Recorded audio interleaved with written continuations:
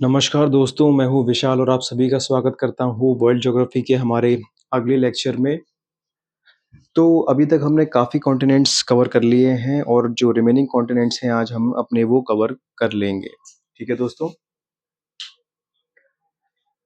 तो अब हमारे पास जो अगला कॉन्टिनेंट है, हम लोगों ने ऑलरेडी एशिया, अफ्रीका, नॉर्थ और साउथ अमेरिका वाला पार्ट कंप्लीट कर लिया है। अगला जो कॉन्टिनेंट आता है दोस्तों वो है एंटार्क्टिका। वो है एंटार्क्टिका। देखिए, एंटार्क्टिका को व्हाइट कॉन्टिनेंट भी कहा जाता है। आप सभी जानते हैं एंटार्क्टिका जिस रीजन में है वो पूर्ण रूप से बर्फ से ढका हुआ है। इस वजह से इसे व्हाइट कॉन्टिनेंट के नाम से भी जाना जाता है। इसका हाईएस्ट पॉइंट है विंसन पीक। लिख लीजिएगा, एंटार्क्टिका का जो सबसे हाईएस्ट पॉइंट है वो है विंसन पीक, जबकि इसका सबसे लोएस्ट पॉइंट है बेंटले सब ग्लेशियल ट्रेंच। बेंटले सब ग्लेशियल ट्रेंच जो है वो इसका सबसे लोएस्ट पॉइंट है। ठीक है, इसके बारे में इतना ही काफी। बात करें यूरोप की, तो यूरोप में टोटल नंबर ऑफ कंट्रीज की बात करें तो वी हैव 44 कंट्रीज। यूरोप में टोटल 44 कंट्रीज हैं। जो हाईएस्ट पॉइंट है यूरोप का वो है माउंट एल्ब्रूस। माउंट एल्ब्रूस ये कहाँ पड़ता है? ये रशिया के अंदर कॉकेसस माउंटेन रेंज में पड़ता है। रशिया के अंदर कॉकेसस माउंटेन रेंज में पड़ता है माउंट एल्ब्रूस। और ये एक एक्सटिंक्ट वॉल्केनो है। ये क्या है दोस्तों? एक एक्सटिंक्ट वॉल्केनो है, ठंडा पड़ गया है ऐसा वॉल्केनो है। ठीक है, अब बात करें यूरोप के सबसे लोएस्ट पॉइंट की, सबसे निचले एरिया की, तो वो है कैस्पियन सी, कैस्पियन सागर। कैस्पियन सी की बात करें तो ये दुनिया का सबसे बड़ा सी है, लेक है, आई एम सॉरी, दुनिया का सबसे बड़ा लेक है। नाम इसका सी है लेकिन एक्चुअली ये एक खारे पानी की झील है। तो ये दुनिया की लार्जेस्ट लेक है। कितनी बड़ी है? इसका तकरीबन 40 से 45% इसमें जो पानी है वो दुनिया की सारी झीलों के टोटल पानी का 40 से 45% अकेला इसके अंदर है। 40 to 45% of total lake water of the world, चाहे तो लिख लें। ठीक है दोस्तों, ये एक लैंडलॉक्ड लेक है। लैंडलॉक्ड लेक का मतलब है कि इस झील के चारों ओर जमीन ही जमीन है, कोई दूसरी वाटर बॉडी नहीं है। इस डायग्राम में आप देखिए, ये है आपका कैस्पियन सी। कैस्पियन सी के चारों ओर अलग अलग कंट्रीज अपने बॉर्डर लेकर के बैठे हैं। जैसे कि ये है आपका ईरान, फिर तुर्कमेनिस्तान, कजाकिस्तान, रशिया और अजरबैजान। ठीक है, ये 5 कंट्रीज जो हैं इसे चारों ओर से घिरे हुए हैं, जिस वजह से ये एक लैंडलॉक्ड लेक बन जाता है। लैंडलॉक्ड का मतलब ही होता है एंडोरिक, या एंडोरिक का मतलब होता है लैंडलॉक्ड। ठीक है, ये यूरोप और एशिया के एडजॉइनिंग बॉर्डर पे पाया जाता है और ये एक खारे पानी की झील है। ठीक है दोस्तों, अ, इसमें कई सारी नदियां आकर के अपना मुहाना बनाती हैं, एंटर करती हैं, जैसे कि उराल। ये कुछ नदियां मैं इसलिए आपको बता रहा हूँ क्योंकि अगर पूछ लिया जाए कि कौन सी नदी किसके लेफ्ट या राइट में है कैस्पियन सागर की रेफरेंस में, तो आपको कुछ नदियों के नाम अगर पता है तो सवाल को आप इजीली हल कर ले जाएंगे। जैसे कि उराल, ये रही, इसके राइट में है वोल्गा। वोल्गा के राइट में है टेरेक, TEREK, टेरेक। टेरेक के राइट में है कूमा, KUMA रिवर। कूमा के राइट में है कूरा, KURA। और फिर इस तरफ है एट्रिक, ATREK, एट्रिक। इस प्रकार से आप डायग्राम दोनों ही बना लीजिएगा और इन सभी के इस प्रकार से नाम लिख लीजिएगा। 2-3 बार रिवाइज करेंगे तो नाम भी याद हो जाएंगे। ठीक है, कौन कौन सी रिवर्स हैं? बोलगा, टेरेक, कूमा, कूरा, एट्रिक। मेरे साथ साथ बोलेंगे, वोल्गा, उराल, वोल्गा, टेरेक, कूमा, कूरा और इधर एट्रिक। ठीक है, बात करें यूरोप की सबसे लंबी रिवर के बारे में, तो वो नदी का नाम है वोल्गा। देख पा रहे हैं कैस्पियन सागर में एंटर कर रही है वोल्गा।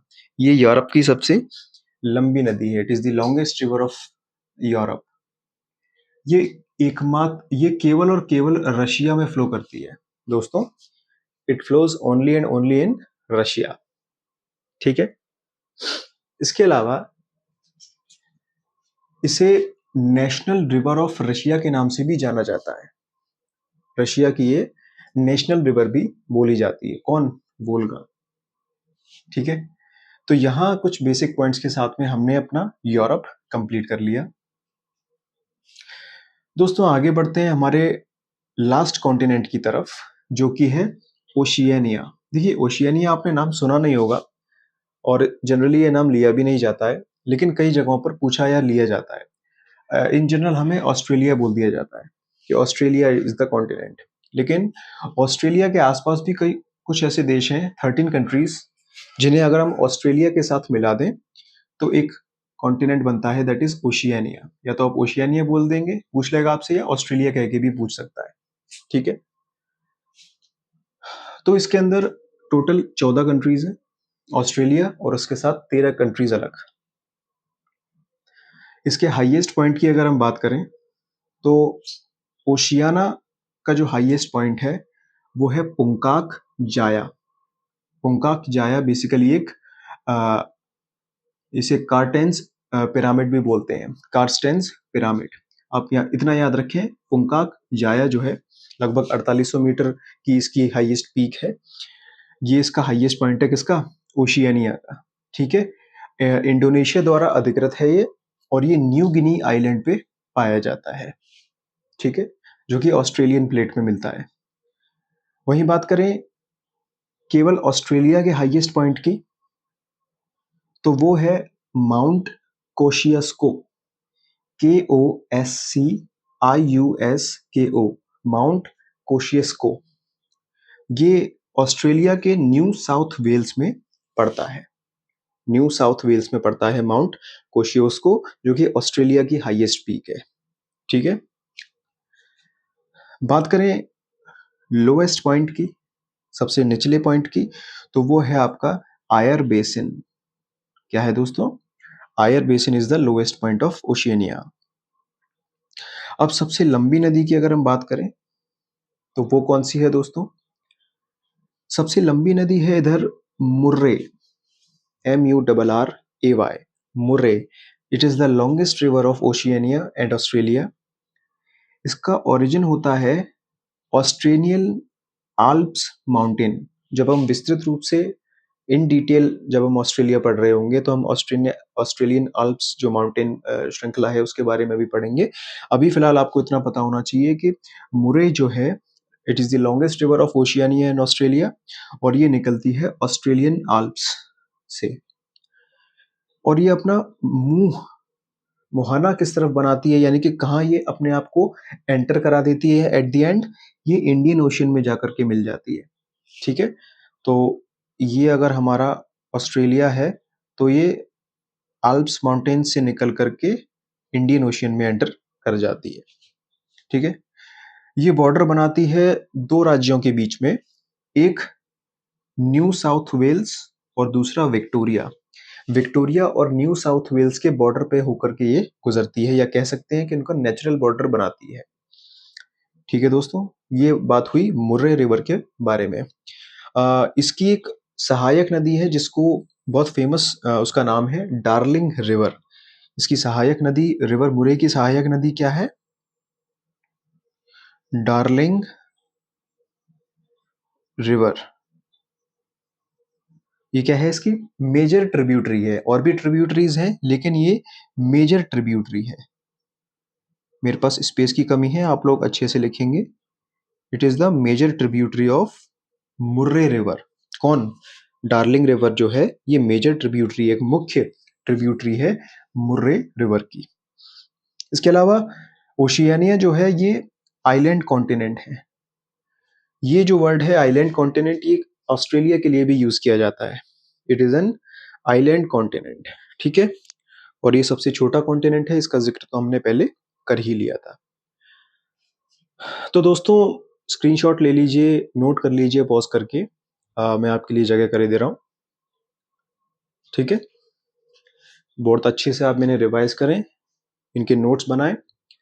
आज हमारा जो कॉन्टिनेंट वाला पोर्शन है वो हमने कंप्लीट कर लिया है।